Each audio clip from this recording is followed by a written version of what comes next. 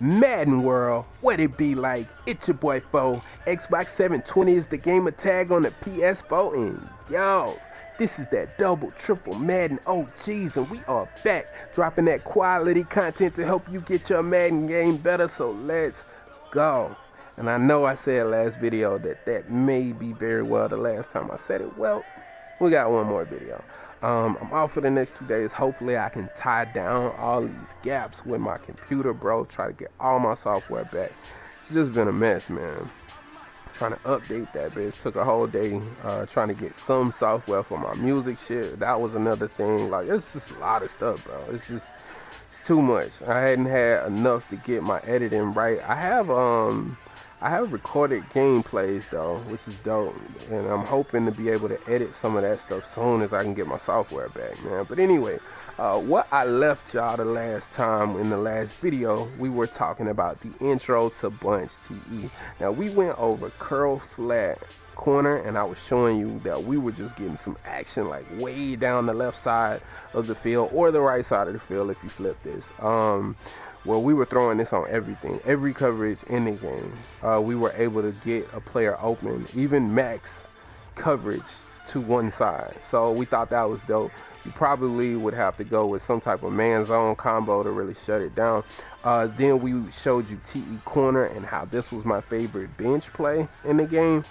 So all of that action was running to the left. I did say we were going to come back with a play that was going to, especially when we started getting them biting down to the left side, we were going to be able to come back to the middle of the field. So PA all cross is the play that I want to look at. I might cover inside cross. I don't know, man.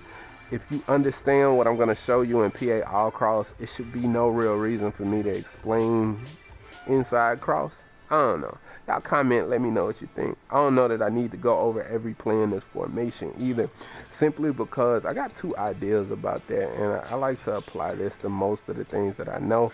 I just was coached that way when I was young, bro. I just feel like if I'm running a scheme, I like to only have like 3 or 4 plays in that bitch. Like, just to be honest, I think what we do wrong a lot of the times is we want to look at every play in the formation and do all of this stuff. Well, you don't get as many reps as you would against all the things you need to see when you have so many plays that you're bouncing around to.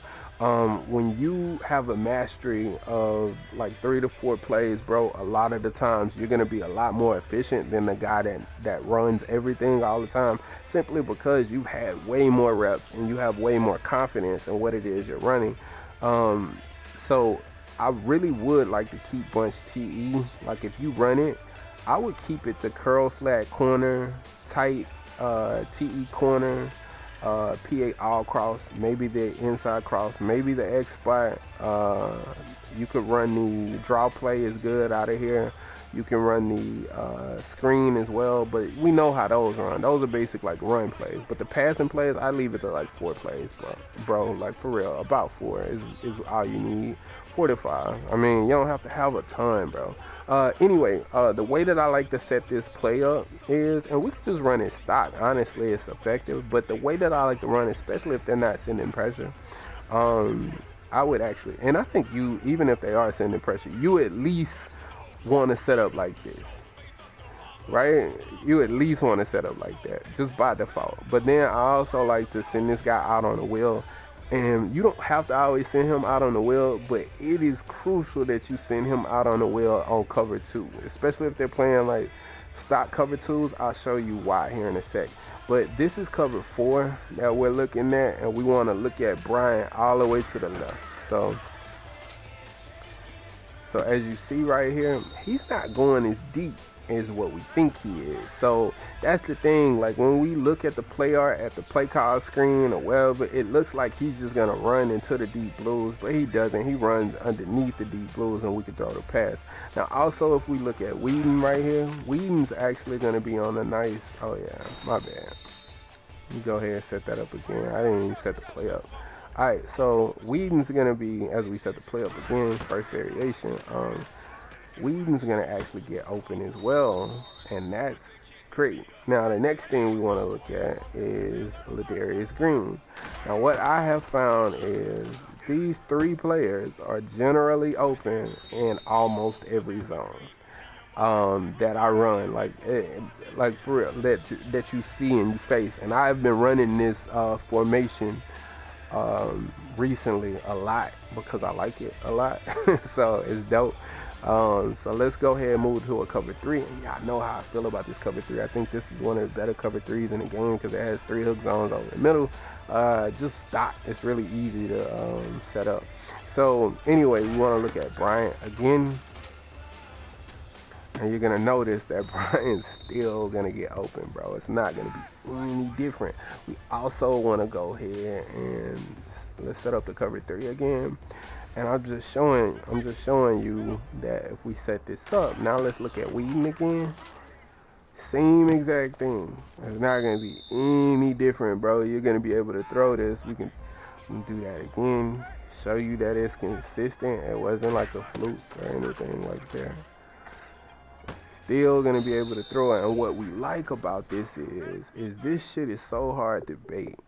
I noticed this in game when I was playing, and I really noticed this whole setup like in game. But the reason is now look, I got too much to do. I can just, man, bro, I can always just dump off to this tight end. And what I like to do is excessively dump off to the tight end when I run this play initially.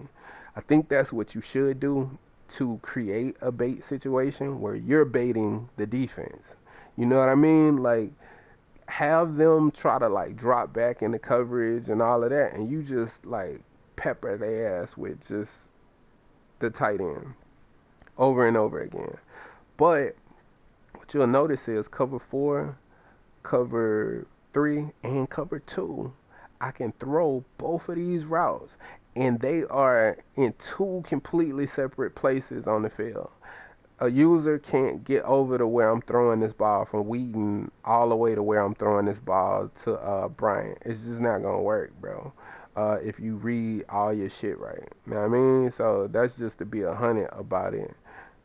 And you'll notice Antonio Brown will come open in a little pocket. He'll always do that too. He'll come open in a little pocket where you can dump off to him too. But I don't really like to throw to him as much unless he's wide open or I'm looking at man coverage. I'll show you that in a little bit too.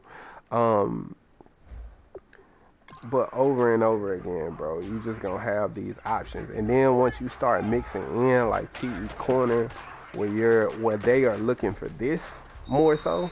And remember what we said, I'm giving you PA all cross, but PA all cross is complementing our curl flat corner. It's complementing our TE corner. Those are our main plays. So once we start pushing all of this left side action to our opponents, we're going to be able to come back with something like PA all cross. So now let's go to cover 2. And I'm going to show you in a cover 2, since we just covered cover 3 and cover 4, I'm going to show you in cover 2 where we're still going to be able to get the action that we want. It's going to even be worse. So as you can see, I'm going to call it replay real quick. And look at cover 2. It gets worse in a cover 2 simply because the hook zone is trying to drop down.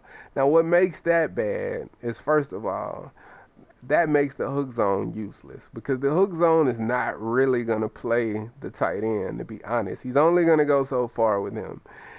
And the curl flat that's in the cover 2, the cloud flat, I should say, it's dropped all the way back for Martavis Bryant. So I can still hit this tight end for 5 and impossible if it's not a hard flat situation that they're playing. Now, if you notice, the mid-read drifts over to play Whedon, and this leaves a huge space for us to throw Bryant, okay? So the reason why we need, let's go ahead and put it in a cover 2 again. Now the reason why, this is where, because I hadn't said anything about the wheel, right? This is why we need the wheel though. As you can see, you have the cloud flat to the outside. So cloud flats aren't supposed to play hard, okay? They are supposed to drop back, and they drop back further than any other like cover 2 zone, right? So they can be a bit problematic for us at times if we time permit it. Now that's what I want to show. So let's go ahead and call a replay. And I'll show you where now we're throwing in two completely separate places. And I almost guarantee it. Trust me, bro. Like people, especially people that like to play cover two, I usually always will call this play at some point, and it always works. And trust me, you're baiting your opponent because your opponent will literally go over to Martavius Bryant. I guarantee you, he gonna drift over to Martavius Bryant. It always happens that way. And look at what's happening with the cloud flat. The flat's not acknowledging Whedon because Whedon's not anywhere over in his area at all. So he's not even acknowledging the fact that he has to drop back to play Whedon. So what is he doing? He sinks so he can play the person that's in his area, which would be the wheel. So now the wheel is clearly occupying and he can't get back quick enough to give up this route to Whedon now. And that is definitely what I wanted to show because I thought that's what makes cover two such a bad defense against this, unless they can get the pressure on you. Because now if they don't play Brian's gonna be wide open. But if they don't go with Whedon's gonna be wide open in two completely different places on the field. And I still have the dump off to the left side. Okay? So this is very, very good. And you just gotta start running different, like I said, all the plays that I gave you, start scheming this stuff together. It's really hard to stop. Now let's go ahead and look at man-to-man coverage, and we're gonna close it out. When we look at man-to-man coverage, well, what do we like about this? We can talk about two different ways. We got off coverage man, and then basic man, like man press, right? Well, first of all, against off coverage man, it's not the move. Off coverage man, that route's gonna get open really, really bad all the time, bro. It's gonna be a real bad look. And we don't want to do that. Now also, which I didn't set the guy off, and that's the reason why I like canceling the play action if I'm gonna run the play action, but I didn't realize I was running the fucking play action. But also, Antonio Brown's gonna get open. He got caught up, but he would have been even more open. But then if they call off coverage man as well, we're gonna have Bryant get open right in the middle of the field. But check this out. This is what we really like about this play. So they run man coverage, right? And they press you, okay? Now if they press, look at everybody on the field. Everybody got open and nobody got pressed. Okay? So this play against man coverage is unbumpable. Okay? You cannot jam anyone unless they go manually jam them. And look, everybody gets open. Look at the tight end, the separation the tight end has. Look at Antonio Brown. You can lead past the Whedon. If you have a player with better route running, he will dominate that player. And then look at Martavius Bryant over the middle. This is one of the most pain in the ass plays because you're getting all of those people open in zone, bro. But then in man-to-man coverage, the shit is a bad look, bro. And even if you wanted to, you could always put like the tight end on a slant. You could motion slant. I showed you that in the other video. You could motion slant one of the wide receivers. It's just a lot you can do. I don't have to keep showing you all that. Take it in the lab. Check it out. The main thing to take from man coverage is that even if you run in stock, it's just nobody can be bumped. And I love that. And they're not going to know what's going on. And I told you in T corner, only one player gets bumped. So nice play to add to the scheme, bro. It could be the main play if you want it, but we're using the bench plays as what our main plays are.